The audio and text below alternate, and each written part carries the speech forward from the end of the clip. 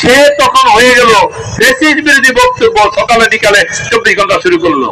এবং শ্রমিক আন্দোলনের যে সমস্ত শ্রমিকদের যে দাবিগুলো, এগুলো সমাধানযোগ্য, সমাধান হয়ে যাওয়ার মতো, সেগুলি সে ঝুলিয়ে রেখে রেখে তার কর্তৃত্ব এবং তাকে তার রক্ষা করার জন্য, নিজেকে দেখার জন্য শ্রমিকের আন্দোলনগুলি সে ঝুলিয়ে রাখলো। আর এই সুযোগে একজন উপদেষ্টার সে হাতে পায়ে ধরে তার যে ফ্যাসিস্ট স্ত্রী আছে জায়েদা পারভীন, তাকে সে পূর্ণ সচিব হিসাবে ক্যাবিনেট মিনিস্ট্রিতে সংস্কার এবং সমন্বয়কের দায়িত্ব দিয়ে তাকে আবার সচিব বানিয়ে ফেললো। অর্থাৎ 5ই আগস্টের পরে সবচেয়ে বড় কামলা যাকে বলেছে শফিকুজ্জামান, আমরা শফিকুজ্জামানকে বলেছি তার যে এখানে সারাদিন ফ্যাসিস্ট বিরুদ্ধে বক্তব্য দেয় মন্ত্রণালয়ে বসে বসে, আর রাতে যে তার যে ফ্যাসিস্ট স্ত্রী জায়েদা তার সাথে গিয়ে খায় ঘুমায়, অর্থাৎ যে ফ্যাসিস্টের সাথে রাতে খায় ঘুমায় তার এই নৈতিক অধিকার হারিয়েছে সে সচিবের দায়িত্ব পালন করার জন্য।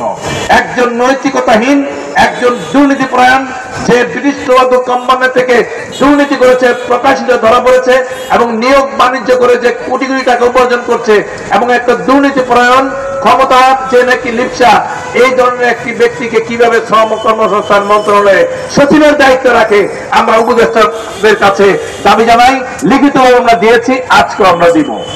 একই সঙ্গে আমরা বলবো যে বাংলাদেশে যে জাতীয় বাজেট হয়, গত বছর যখন ফ্যাসিস্ট সরকার ছিল বাজেট হয়েছিল 7,96,000 কোটি টাকা, এবং 1972 সালে যখন বাজেট হয়েছিল তো সে বাজেট ছিল 786 কোটি টাকা। অর্থাৎ 53 বছরে বাজেটের আকার বেড়েছিল 1014 গুণ। আজকে 1014 গুণ বাজেটের টাকার অঙ্কে বাড়লো, কিন্তু সাধারণ মানুষের সেবার মান কিন্তু বৃদ্ধি পায় নাই। সাধারণ মানুষের ব্যয় বেড়েছে 50 গুণ এবং মানুষের আয় কমেছে 100 গুণ। মানুষ একদিকে আয় কমে গেছে, আরেকদিকে মানুষের দ্রব্যমূল্য বেড়ে গেছে, মানুষ সেবা থেকে বঞ্চিত হয়েছে। আমরা দেখতে পেয়েছি পাকিস্তান আমলে এবং 1983 সাল পর্যন্ত আমাদের দেশে দেখতে পেয়েছি শ্রমিক কর্মচারীদের জন্য রেশনিং এর ব্যবস্থা ছিল। রেশন কার্ডের মাধ্যমে সাধারণ মানুষ দ্রব্যমূল্য কিনতে পারত।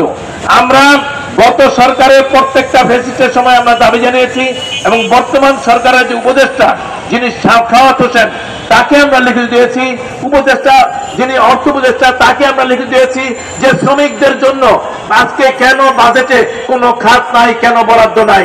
আমরা দেখি বিধবা ভাতা আছে, মুক্তিযোদ্ধা ভাতা আছে, রোহিঙ্গা ভাতা আছে, সমস্ত ক্ষেত্রে একটা বাজেটের খাত আছে। কিন্তু যে বাংলাদেশের জিডিপির জন্য যাদের সবচেয়ে বেশি ভূমিকা, যে শ্রমজীবী মানুষ, খেটে খাওয়া মানুষ, কল কারখানায় এবং প্রাতিষ্ঠানিক অপ্রাতিষ্ঠানিক যে শ্রমজীবী আছে, এই শ্রমজীবীর জন্য আজকে একটি নির্লজ্জের ব্যাপার। আমাদের বাংলাদেশে পৃথিবীর কোন ইতিহাসে এমন কোন ঘটনা নাই, শ্রমিক খাতে কোনো বাজেট নাই, শ্রমিক খাতে কোনো বরাদ্দ নাই, শ্রমিকের নামে কোনো খাত নাই। এই জন্য আমরা বলেছি শ্রমিকদের বাজেটে শ্রমিকদের খাত তৈরি করতে হবে, এবং বাজেটের মধ্যে শ্রমিকদের চাল, ডাল, তেল, নিত্য প্রয়োজনীয় দ্রব্য এগুলো ন্যায্য মূল্যে শ্রমিকদের দিতে হবে। আমরা জানি সরকারি কর্মকর্তা যারা আছে বিডিআর, পুলিশ, তাদের জন্য 160 টাকায় 30 কেজি চাল, 30 কেজি আটা, 10 কেজি ডাল এবং 8 লিটার তেল, 1 কেজি পোলার চাল দেওয়া হয় 160 টাকায়। তাহলে একজন খেটে খাওয়া মানুষ যে অভাবগ্রস্ত, ঠিকবেলা খেতে পায় না, তার জন্য রাষ্ট্রের অন্যতম দায়িত্ব হচ্ছে, মৌলিক অধিকার হচ্ছে মানুষের খাদ্য নিরাপত্তার অধিকার নিশ্চিত করা। আজকে অন্তর্বর্তীকালীন সরকার হয়েছে এবং বিভিন্ন সময়ে আমরা 53 বছরে বহু সরকার, তত্ত্বাবধায়ক সরকার, অতত্ত্বাবধায়ক সরকার, রাজনৈতিক সরকার, নির্বাচিত সরকার এবং সামরিক সরকার, স্বৈরাচারী সরকার, অনেক সরকার দেখেছি। সরকার পরিবর্তন হয়, গদির মালিকানা পরিবর্তন হয়, কিন্তু শ্রমজীবী মানুষের যে ভাগ্যের পরিবর্তন, অধিকারের পরিবর্তন দিন দিন আরো শ্রমিকের অধিকারগুলোকে খর্ব করা হয়। আর কারণে আমরা বলেছি অন্তর্বর্তীকালীন সরকার দাবির মধ্যে ছিল বৈষম্য মুক্ত বাংলাদেশ চাই। বৈষম্য বিরোধী আন্দোলন করতে যে আজকে বাংলাদেশে যে 2000 মানুষ নিহত হয়েছে, তার মধ্যে 650 জন শ্রমজীবী কল কারখানার শ্রমিক। শ্রমিক যদি বুকে রক্ত দিয়ে থাকে বৈষম্য বিরোধী আন্দোলনের মধ্যে, কলে কারখানায়, রাস্তায় দিনমজুর, হকার শ্রমিক যদি জীবন দিয়ে থাকে, শুধু তাই নয়, এই বৈষম্য বিরোধী আন্দোলনে হাজার হাজার লাখ লাখ শ্রমজীবী মানুষ, ফুটপাতের মানুষ, রিক্সা চালক, দিনমজুর, তাদের কর্ম ফেলে দিয়ে আজকে আজকে বিভিন্ন সময়ে এই ফ্যাসিস্টের বিরুদ্ধে আন্দোলন করেছে, ফ্যাসিস্ট উচ্ছেদ করেছে, 5ই আগস্ট হয়েছে, শ্রমিকের বুকে রক্ত রয়েছে, তাহলে বৈষম্য বিরোধী যে আজকে যে আমাদের সংগ্রাম, বৈষম্য বিরোধীর যে আন্দোলন, যে ফ্যাসিস্ট উৎখাত হয়েছে, বৈষম্যের পরে শ্রমজীবী মানুষের অধিকারগুলো নিয়ে কেন বৈষম্য করা হবে? আমরা তো লড়াই করতে চাই না, আমরা তো রাজপথ অবরোধ করতে চাই না, আমরা তো ব্যারিকেড সৃষ্টি করতে চাই না। আমরা চাই কাজ করবো ঠিক ঠিক, মজুরি নেব ঠিক ঠিক, আমরা চাই ভাতের অধিকার, আমরা চাই আমাদের খাওয়ার অধিকার, আমরা চাই মোটা ভাত, মোটা কাপড়, এবং আমরা চাই শ্রমিকের জন্য বাসস্থান, শ্রমিকের সন্তানের জন্য শিক্ষার ব্যবস্থা, শ্রমিক অসুস্থ হলে তার চিকিৎসার ব্যবস্থা করা।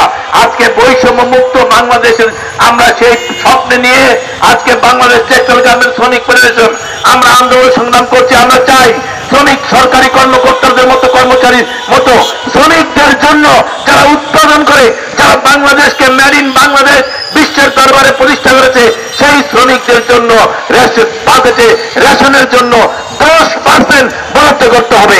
এই কথা বলছি।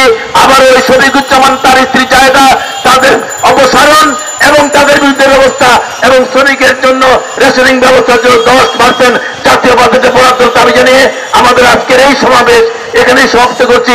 দুনিয়ার মজদুর এক হও। সবাইকে ধন্যবাদ। আমরা